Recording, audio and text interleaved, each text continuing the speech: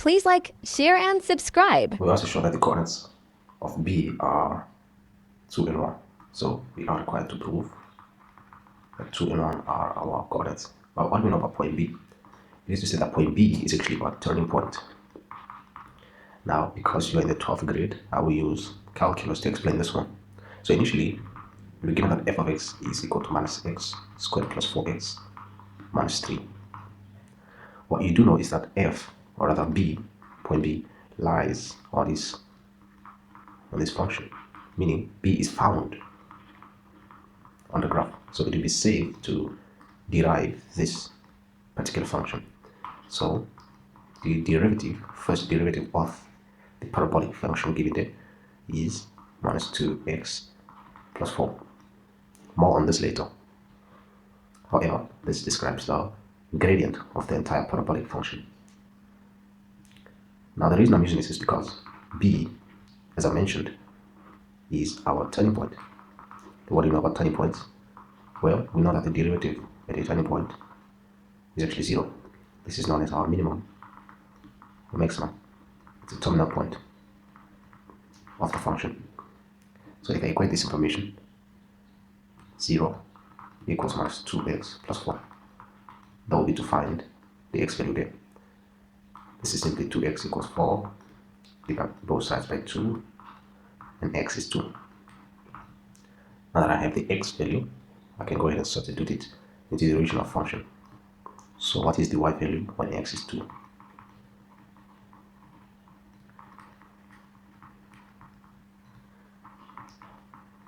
Alright, that's going to be minus 4 plus 8 minus 3. That's negative 7 plus 8, 1. Therefore, the coordinates of B, or the coordinates at B, are therefore 2 and 1.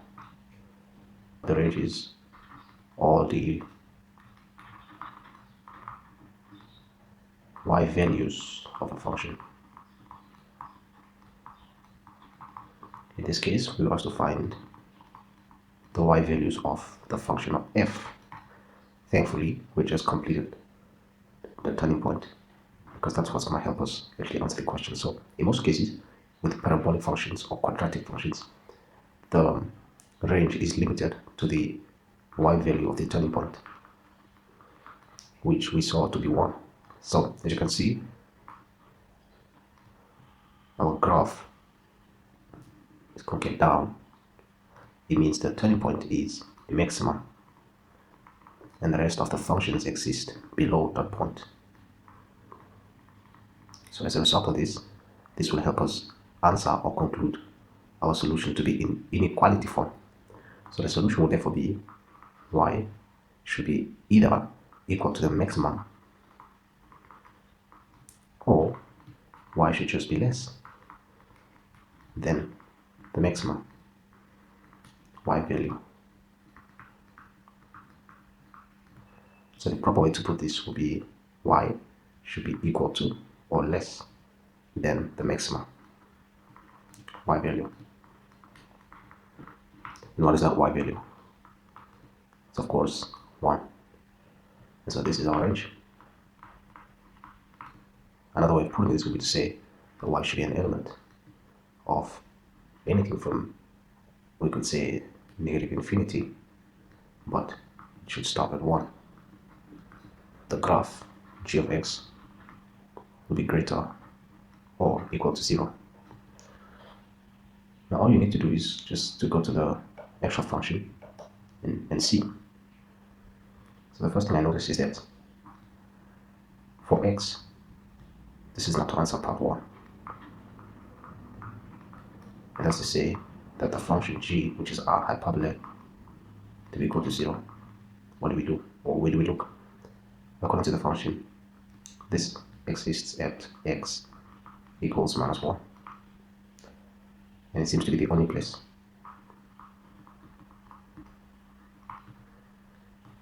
Part 2 will be where the graph is actually above 0, also known as positive. Or you could just say greater than 0. And that exists anywhere before x equals minus 1. So we could therefore say x has to be less than negative 1, because we see that when x is less than negative 1, the graph seems to be positive. And again, anywhere above the vertical asymptote. So let's just say anywhere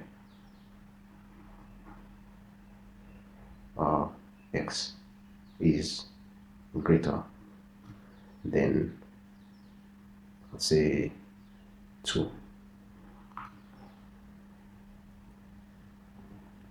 So in conclusion, the way we conclude this would be to say that x is either equal to or less than minus 1, or x is greater than 2. So this is a new function now. We're told that the function is as a result of manipulating g of x.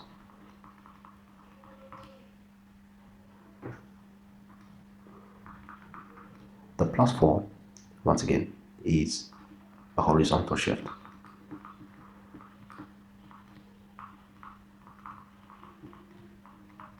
Plus 4 simply indicates that we have moved the function 4 units left. So to answer the question, we would therefore require the vertical asymptote, the initial vertical asymptote, to. So from 2, we move 4 units left. That means we just subtract 4. The solution there is minus 2. And this will be the new equation of asymptote.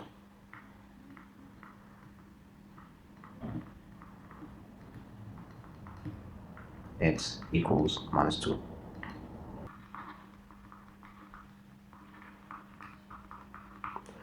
Now, initially, we were told that this is where they will come from. It was given to us. So we just need to rearrange this so that it resembles the standard form of any hyperbolic function, g.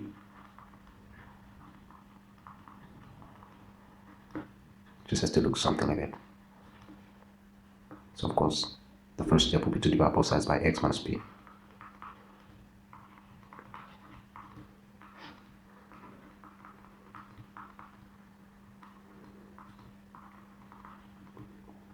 Of course, transpose t.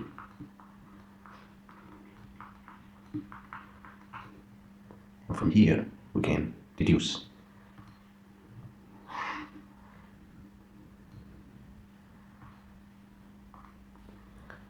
Initially, we had indicated that B is where our asymptotes exist, and that's going to be 2 and 1. So this has to be incorporated with those values there.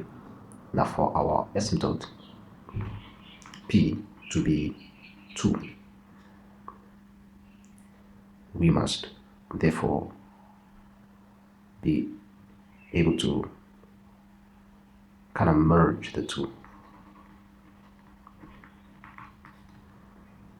So P is indeed 2 because x minus 2 equals 0 would mean that x is 2, which is indeed our vertical asymptote. And then for the original function, the horizontal asymptote has to be 1. However, as you can see, t there is negative. So for this to be positive, our solution has to be negative to counteract the negative sign there. So we could therefore say that t is minus 1. Why? Because we want that part there to be a plus 1. So if we have to substitute that point, we would have minus 1, which would be a 1, which does correspond with the positive 1 that we have at point B. So the function g of x is therefore 3 out of x minus 2 plus 1. We are required to find the x values for which f of x multiplied by the derivative of g are to be greater or equal to 0. However, this portion will require a mathematical method that's not covered in our syllabus, so it will be safe to sort of ignore, because our actual solution will not come from this part of the question. But what we do know how to work out is the remaining part, which is f of x is greater or equal to 0. If we write out our equation for f of x, we have minus x squared plus 4x minus 3, and that will be greater or equal to 0. So from here, we can factor out the minus sign. So minus x squared minus 4x plus 3 will have to be greater or equal to 0. But now what that does is it changes the narrative of that sign there because of the presence of the negative 1 as that of the factor there. So for us to get rid of that factor minus 1, we have to divide both sides by negative 1. And so what ends up happening is we now have a new function, x squared minus 4x plus 3 being less or equal to 0 now. See, so now we're supposed to answer for which the new f now has to be either negative or equal to 0.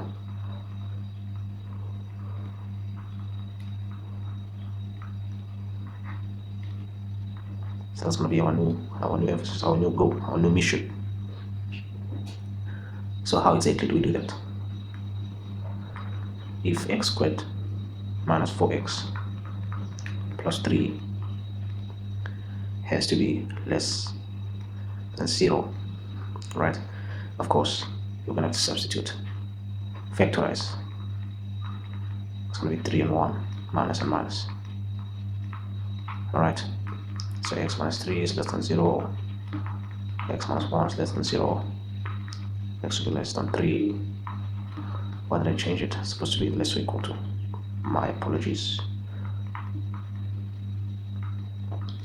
So now I just need to substitute and check to see what is what, because the aim is to now have our values, our y value as negative. But we're going to substitute those elements into the original function, which is minus x squared plus 4x minus 3. So how do we work that part out?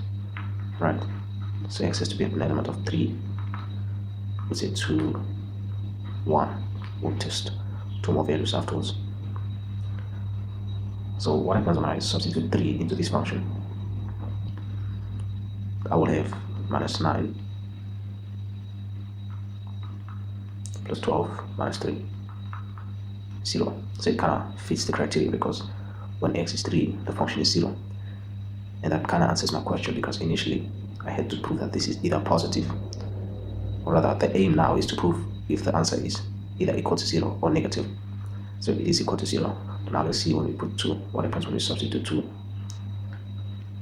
We're going to have minus 4 plus 8 minus 3. That's going to be 1. So already that kind of disqualifies that value there, because it has now changed it to being positive. That's not what we want. So that already tells us that the inequality x is less or equal to 3 must change to x is greater or equal to 3. Now what about this other solution? What are the elements found here? It's got to be 1. I'll choose 0 and negative 1. What happens when I substitute these into the original function there? So I'm going to have minus 1 plus 4 minus 3. That's 0. Alright, that's okay. Of course, if I substitute 0, I'm going to end up with negative 3. That's also correct, because I'm looking for the function to now be either equal to 0 or less than 0, meaning negative. So let's try it for the last one, just to confirm. That will be minus 1, minus 4, minus 3, which is minus 8. So that's correct. So to conclude our answer now, the solution that will satisfy this part of the function, meaning the original function,